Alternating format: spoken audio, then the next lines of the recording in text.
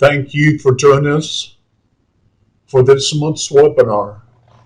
As you know, customer service should be a top priority for every business, but the process of service isn't always easy to create.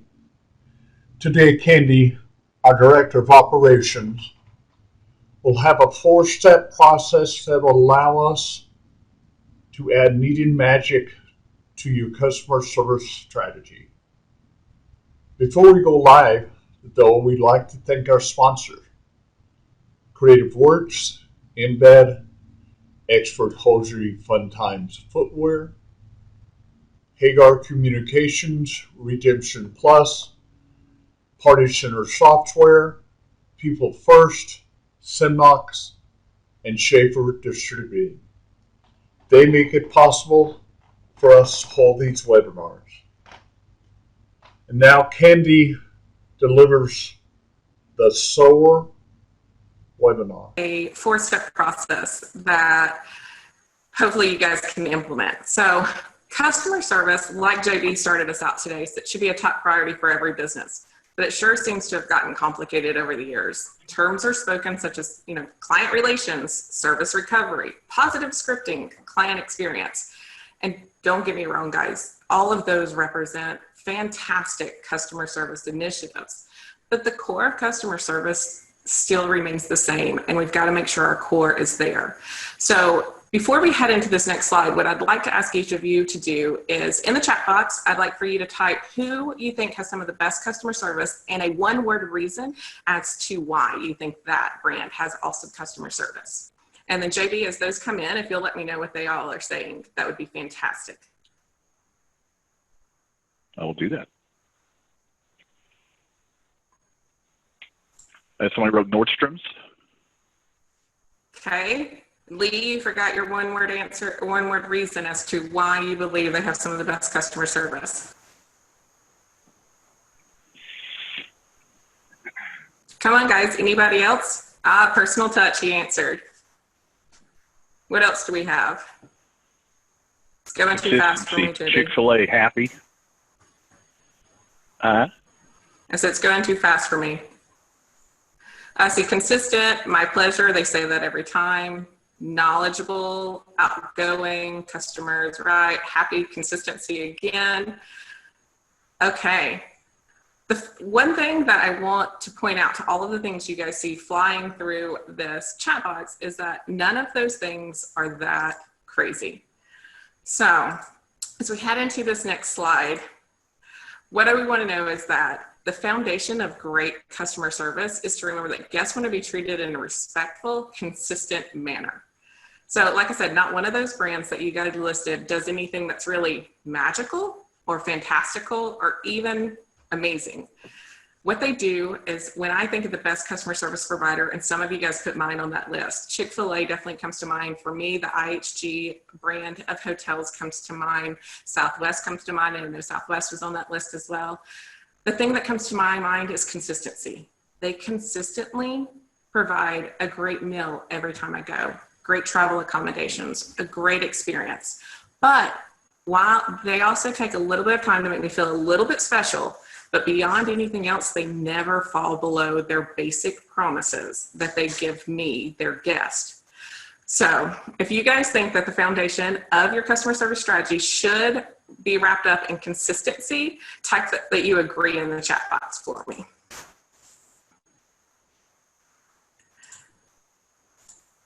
All right. So we got people agreeing with us, JB? We're getting a lot of them agreeing with you, yeah. Awesome.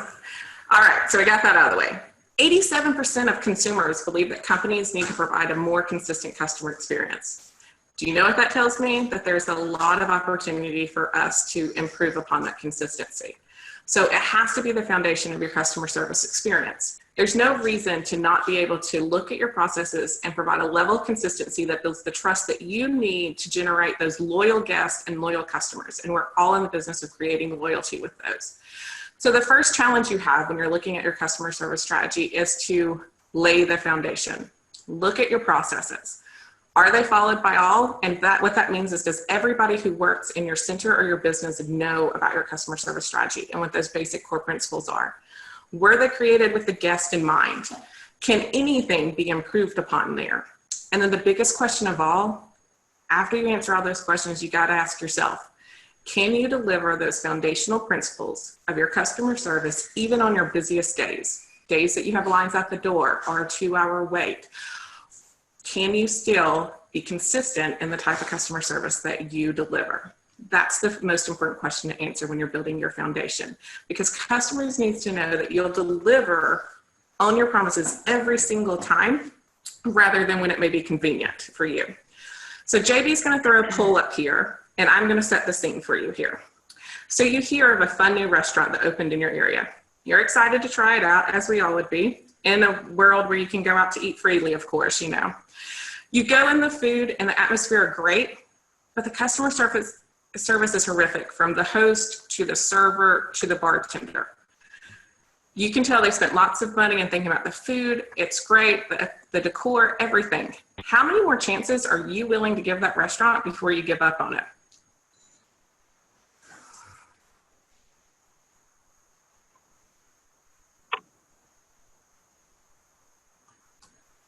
JB, you'll have to tell me the answers. It didn't tell me. Give it about 30 seconds, Candy. I think that's such a great, I was just sitting here thinking about how I would answer it. I guess when you use words like horrific, it makes me think never again. And I've certainly done that. But if it's Mexican food, man, it's A hard. weakness. Sounds like you Food have a is the weakness issue. there. That's kind of a, like, I might be more generous if I really loved the product, but I'll tell you, for me, I'm such a service snot, you know. Anyway, I think you've got good. We've got 41 of 48 that have voted here. Okay. Yeah. Share those results. Candy, I'm sorry, Jay, I stole your thunder there. That's okay. Keep going. I'm just Oh, pushing the you've buttons. got You guys enough there. talk. I'm Yeah, good. so 20%, no more chances. 59, it must be Mexican food. 59%, we give it one more chance. I'm easy. I'll give them 2 or 3 more chances, 22%. The food and atmosphere is so great, I don't even care about the service. So nobody, that's pretty interesting. So that really means service is damned important. Sorry. Mm-hmm. Yeah, exactly. Service is really important. And I noticed in the chat box of places where, like, if it's brand new, I often give them a second chance. And then some people said they waited a good, like, cycle before they would go back. Yeah. All right. Can I close it, or do you guys have to? I got it. Okay, thank you. All right, so before moving on to implementing the next 4 steps, just be sure that your foundation is solid, because as that poll just showed, if it's not that people don't care about service, and very few people are going to give you more than one more chance to get it right. And so we've laid that foundation. We have a strong foundation. We've tested it, and we've answered all those questions that we listed out, and we know that we can deliver that on our busiest of days. Next, it's just time to add that bit of magic that JB was referring to in the beginning. So surprise and delight is an effective way to nurture the guests that you have with enhanced interactions and provide them with some unexpected rewards. Unexpected is the key word here. So traditionally, we've all heard about surprise and delight more in the realm of marketing. It's like, an example of this is when those random winners of prizes from either liking a social media post or sharing it or something like that. However, it's my belief that surprise and delight is just as easy to execute in customer service. One of the easiest and my favorite ways to surprise and delight a guest is with handwritten notes. It's such an old school practice that people are really shocked when they get it. Think about yourselves. When you get an actual card in the mail from somebody, how does that make each of you feel? So back when I ran facilities, one of the rules that was that my party host wrote personalized thank you cards to the birthday child that had the party with us. The rules for the card were simple. Number 1, it had to be addressed to the child, not so much the party mom. I don't know if you guys know, I have 2 kids of my own. Kids love to get mail. So next it had to mention something unique about that party. It couldn't be a generic message. So it had to mention something. It could have been about the toy that the kid got, or a unique cake design that they had, or maybe something that they did in the play floor. But it had to do something so that it showed that the party has paid attention and wrote the card specifically for that child. So another way to surprise and delight a guest is to remember important dates that for them. So event planners could make note of dates of events. Travel agents could take note of trip dates. Car salesmen could keep up with time periods cards are purchased and how often you purchase a card. Real estate agents with the date houses are purchased. A good CRM, we highly recommend a CRM, could help remind you of those dates, and then that could prompt you to reach out with appropriate messages.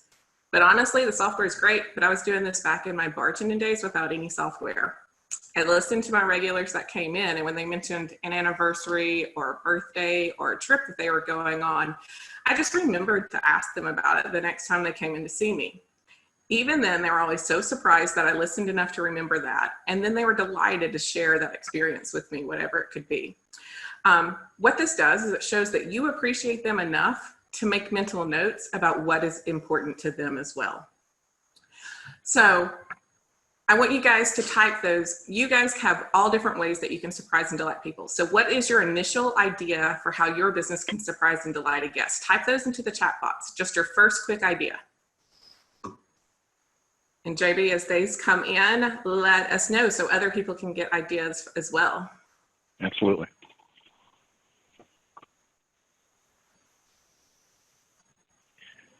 This is always Andy, the I awkward have to time tell where, the best. Can I tell the very best surprise I ever had? of course you can.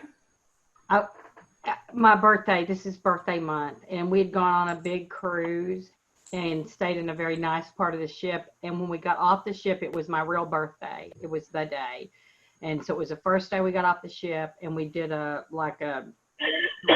thing at beach day. And when we walked back into the room, they had strung a happy birthday streamer, and they'd taken crepe paper and done it in the four corners. And there was a birthday card signed by housekeeping, and there was a cupcake sent by the food and beverage department. I don't think they spent more than $5, and they probably spent 10 minutes of their time. But I got to tell you, I have overpaid for that class of service on every cruise I've gone on since then. Like, their little investment and that kind of surprise and delight made such a big impression that it changed my behavior about where I wanted to stay in the ship. Isn't that crazy? Yeah, it shows how important that is. JB, do we have some people typing in now? We do. Okay. Lewis said we wish everyone who were our Facebook friends with a happy birthday. They do that. They try to put out a personal message for each one of them. Cheryl said using umbrellas available for our guests if it's raining outside. We have put the birthday kid's picture on our Facebook page highlighting how old they are and tag them. They feel famous. Lee Perry also said upon entry their logo is shown and it says welcome to Sports Arena. If they use our conference room, another sign is also posted in there for them. Awesome. Those are some great ideas. The key here is that this doesn't have to be a big ordeal. Like Beth said, it doesn't have to cost you a lot or anything. It's just small ways that you can surprise your guests and then they become delighted by that. So next we're moving to the O in the SOAR. O means over deliver. And first, let's remember what I said originally. It's important that you only promise what you know you can consistently achieve on your busiest days. That is your promise. But then train your staff to look for ways that they could possibly deliver just a little bit more. I'm not asking for you to go above and beyond and over deliver all the time. That's ridiculous to ask. You can't do it consistently all the time. You can't give everybody over delivery, and we don't want that to be the expectation because then it loses its specialness. Just look for those small extra steps that can elevate your consistent service. So what are some of the small extra steps you could look for to implement in your business? And if it's easier for you to think about a time that you were over-delivered to, you can type that in the chat box as well. But while you're typing those in the chat box, I'm going to share with you a recent time that this happened to me. So before the world went crazy, I was at a theme park standing right outside a retail outlet, and it began to rain on us pretty hard. I was standing holding my, at the time, 18-month-old, and my older daughter and her dad were riding rides that my 18-month-old was not old enough for. So it starts raining on us pretty hard. I have the 18-year-old. I'm trying to rummage through the backpack to find our ponchos, because if you go to theme parks, you know you always pack the ponchos. Well, a staff member from the retail shop, without me noticing, happened to notice my struggle. She grabbed an umbrella, like Cheryl said that they have umbrellas available. She grabbed one of those that they had, walked out. Not only did she hold the umbrella over me, she held my 14-year-old's hand while I saw out our ponchos and got them put on us. Now, guys, I'm sure that that was not listed on any line in her job description. She saw the need and she decided to take that extra step. And it definitely made an impact, because I'm telling you the story right now.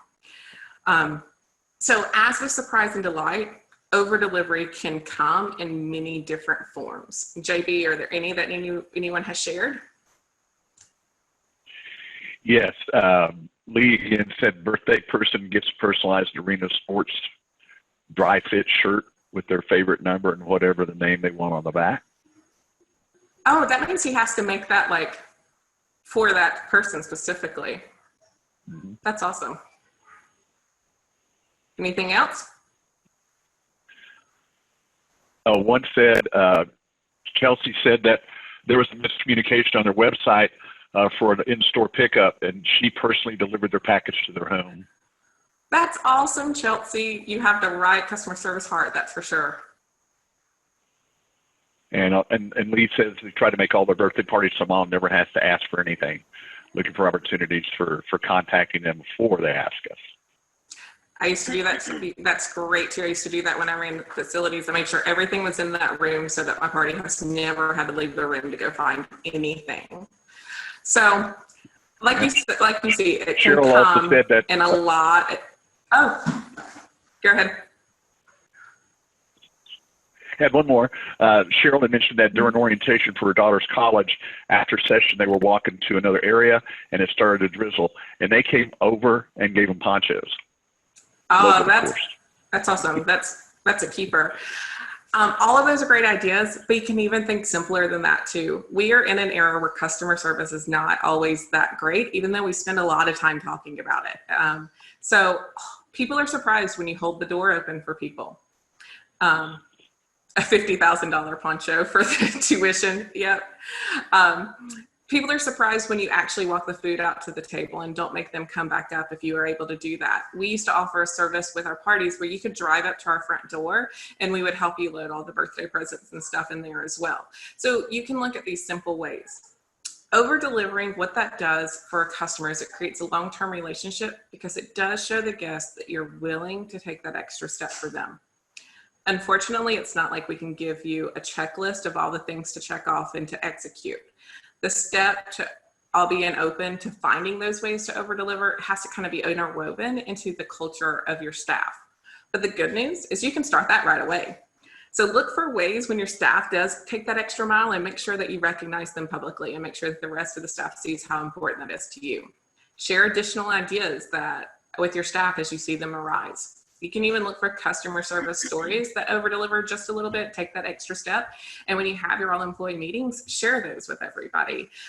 Make over delivery or taking the extra step a consistent part of the conversation, and then it'll start to become part of your culture. And that is what the ultimate goal is.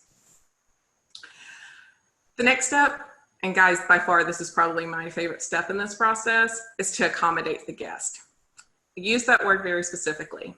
Accommodate means to adjust to something or someone else's needs. Have you ever noticed when you travel, it's often referred to accommodations? Ever given it a thought as to why that is? It's because every aspect of the travel is typically designed to meet the guest where they are. Does the guest need to work out? Enjoy the gym. Have some work to do? Take advantage of the business center. Looking for a way to unwind and relax? Then try out the spa or the pool area. Each of those are designed to serve the guest's needs. So think of your customer service strategy through the lens of accommodation. It's not enough to provide services to the guest. We must do it in a way that allows the guest to feel as if their needs are met. I'm going to share an example of this. In 2012, I took a 19-hour road trip, because I'm a crazy person, from Georgia to Texas with my brother to visit my cousin who lives out in Killeen, Texas. I prefer to drive at night. I have light eyes. The sun bothers me during the day, so I like to drive at night. So that evening, we set off for this journey. Around 3 a.m., we got pretty hungry, and we stopped at a Waffle House. And if you're from the Southeast, Waffle House are a thing for us.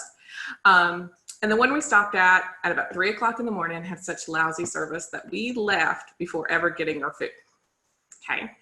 On the way out, for anyone who's ever been to a Waffle House, every Waffle House has this sign in their window, and it has a 1-800 number that you can call. I was so frustrated. I was like, I'm calling that number. I didn't really expect a response. Again, it's 3 o'clock in the morning. But I called it, left a detailed message about what happened to me. To my astonishment, guys, not only did I get a call back, the regional manager understood that I was traveling and had no intention of going back to that Waffle House. Found out the route I was traveling from Georgia to Texas, found the next Waffle House along my route, told us that there'd be a hot meal waiting on us when we arrived, and everything was taken care of, and we were sitting down to a great meal within 45 minutes of making that call in the middle of the night.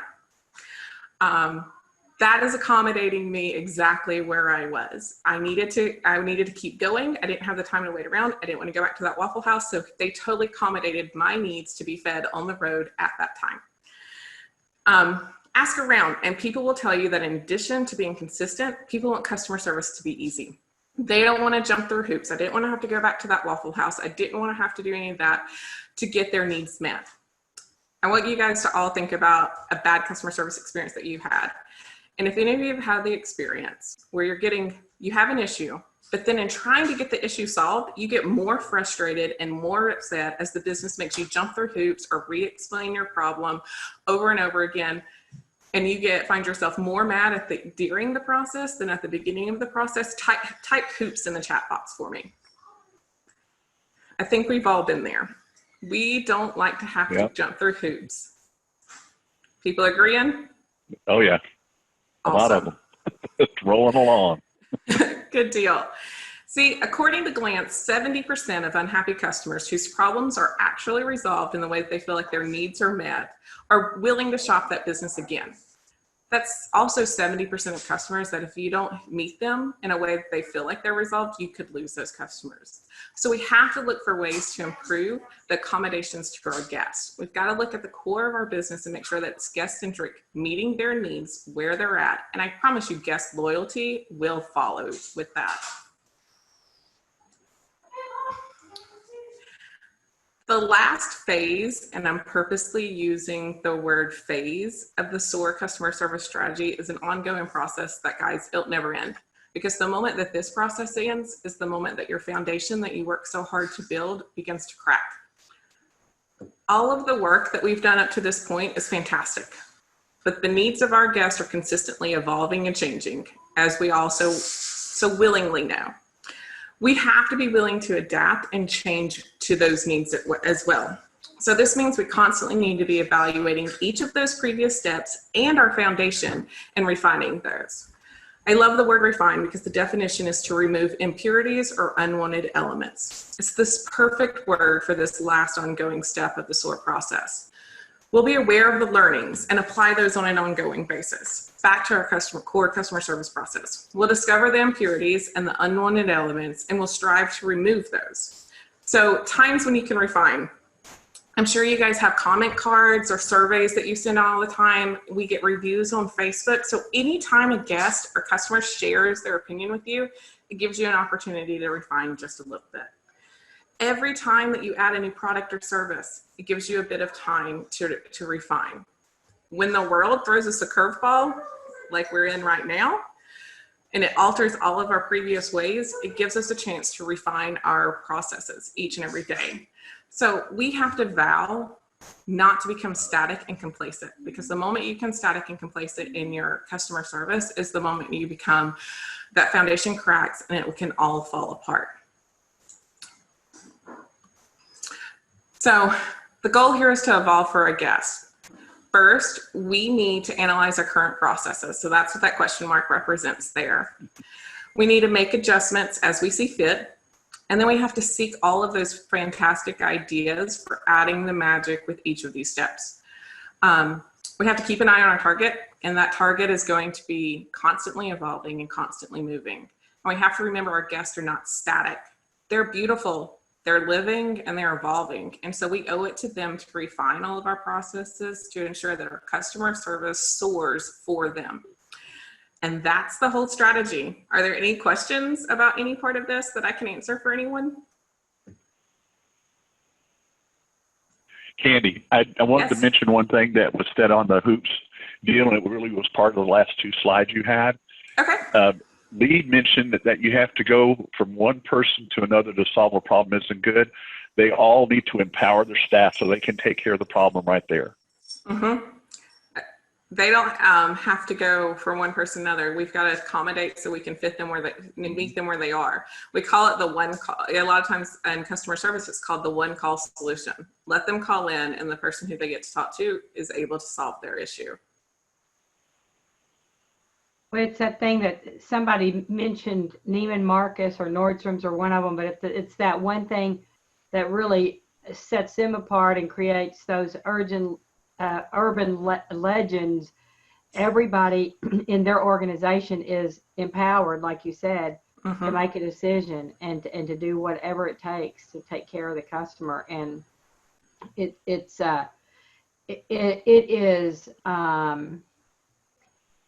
impossible to think that service is, I gave you your money back. Yeah. Because all that means is they didn't get what they wanted and you didn't find a way to fix it. And so you just quit in a way. And sometimes that might be the best way to do it, but I don't think that's great guest service. I think what you've said here, Cheryl asked a great question. I wonder how you would answer that question. She said, team entertainment, what is your favorite way to wow guests? Cheryl, do you mean from us as entertainment, or do you mean a way that we teach?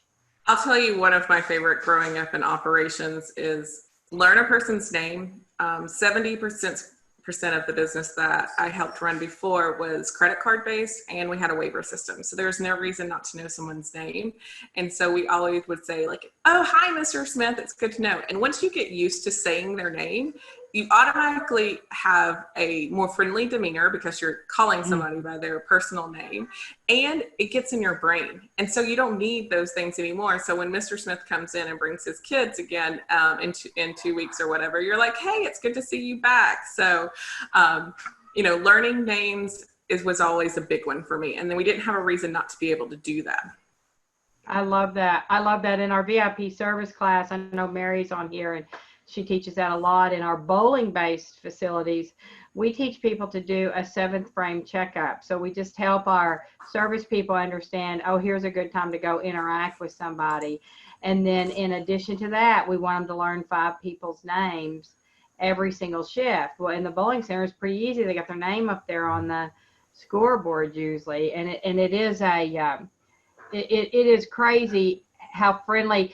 I've accidentally walked in and had a name badge on, if we were at a convention and somebody says Beth, and I just feel so important, like, oh, they know me. And I just could read. I love what Khalik Reese said. As a bartender, the past learning names is huge. Man, bartending is a good foundation for any customer service that you ever need to do in your life. Hey, Beth, if you don't mind, share with them what you hate in customer service. The question that when you have an issue and you get to that point, the question that people ask you and you're like, I hate that. Yeah, so thanks. As a very last resort, and I see it happen all the time in operations, kind of as a go-to, as a first one. And I understand when somebody's just really upset, you want to fix it for sure. But one of the things I see happen often is somebody will say, well, what do I need to do to make this right? And I got to tell you, that makes me madder. Because I think my service here is goofed up, and now you want me to fix it. This is you got to fix it. And so that really irritates me to death. But I like what Bill asked here. He said, how do you help staff members who feel like that customers are taking advantage or that their expectations are unrealistic? It's funny how that often people feel like your staff members is different than customers or guests. Your staff members are customers and guests to other businesses at times. And so to make them realize that there's not a divide of us versus them is be the first thing that I would definitely work on. And then second, it's all in how I think a lot of times your leadership and your management team put that down. Look, I know that there are people out there who are probably trying to scam a system or get unrealistic things fulfilled, but they're the minority normally. And I think that as a leadership team or a management team, you get the choice to choose if you're going to manage and run your business for those scammers, for the minority of the people out there, or are you going to run your business for the people who generally want the issues that they have to be taken care of and for them to have a good time? And if you just explain that a lot of times to your staff, I used to have a whole training class about that, and where they would bring their own customer service issues that they've witnessed, and we would walk through them and talk about how, see, they just wanted it taken care of. And if they learn to treat the guest in that way as they want to be treated, it helps a whole lot. It's just when you have this difference between you're the staff and they're the guest, and we need different things. We don't want different things. We want the same thing. We want everyone who comes into our business to have a fantastic time. That's great, Candy. That's that whole internal guests and external guests. They're still, the common piece there is that they're the guest. And I do think you're right. From a leadership perspective, we can lead the way. And we don't want to train our customers to scam us, and we don't want to make rules based on the few. That's the challenge, is that like when ugliness happens, it's more painful, it feels bad. And instead of comparing the fact that we had 45 wonderful situations today and 5 ugly ones, we want to start with our own brains and our own attitudes and changing our own mind about what we're going to do based on the 5 instead of the really terrific interactions that we had with the 45. So anyway, I think. Kate, I got a really good question from T. Kim. Just how do you empower your staff when people ask for the manager instead of talking with the staff and says nicely at face value? I think Beth will be proud of my answer here. That's a language thing. Making sure that your staff is empowered with certain words that assure the guest that you can take care of that. And it's whatever the situation may be. If someone asks for the manager, please say, I'm sure I can get this handled for you. What is it that I can help you with? I can assist you with. You have to enable the staff to be able to make it right. And then also, we talked about those few times when things didn't go right. Beth said 45 times it went perfect, 5 times it went bad. Man, remember those 5 times because they're great training times. The next time you have a staff meeting, jot some of those down, role play those, explore the language that you would like to use in your business. That's one of the big things and it just escaped me. There's a hotel chain that always uses a certain language because every person who's on their staff can take care of the situation. And if anybody can remember what that hotel chain is, you can type it in. It's one of the really nice ones. It may be Hilton. But they have a whole language, and it's the Ritz. Thanks, Beth.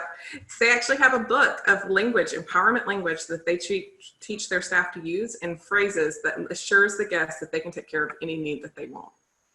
That's awesome. The other thing the Ritz does, it's so cool, and this is in surprise and delight and over deliver. It's like accommodate. It hits every one of these things. I'm telling you, when you walk up to the desk, they know you, and it's like magic. And my daughter had this experience, and so I was ready. My husband and I got to stay at a Ritz in New York City one time. I've only ever stayed, I think, one time at a Ritz, and it was crazy because I'm like, I'm going to be watching for this because Leslie told me they'll know us, and I'm like, they can't. That's magic. How can they know us? How can they have a picture of us and whatever? And So I'm watching, and I don't see it. I don't know how it happens, but sure enough, we get to the desk, and the guy at the desk says, "Mr. Stanley, Mr. Miss Stanley," and I'm like, "Shut the front door! How did they do that?" You know, and so we went out to walk later, and I just stood at the front because I was like watching, and here's what they did: they have a door person, and very discreetly he had an ear thingy on, and I had not seen that before. And I stood there and watched him, and a couple got out of a cab. He said, "Welcome, I'm John Smith," or whatever, and put his hand out, and the person said, "And I'm Jerry Stanley, blah blah blah." And the minute those people walked in, he said, "Jerry Stanley, wife in the red dress." And so he communicated with the front desk. So the minute that they walked up, that they knew. It was really a simple strategy. Thank you, Candy, for a great webinar. There were a lot of things one could use right away that would add the magical touch to their customer service strategy. We'd like to thank our sponsors again, because without you, this type of program wouldn't be possible. And last but not least, we'd like to thank you for attending this webinar. As a thank you, you can use the coupon code WebOG for $10 off of our next virtual clinic on October the 7th. We will take a deeper dive into this very important project. We hope to see you then. And then also just don't forget to join us for Pure Talk. That's every Wednesday. And ThinkTank is on Thursdays, and both of those are at 1 p.m. Central Standard Time. And we'd love to have you. If there are no other questions or anything, thank you guys for joining me today, and we will see you next time.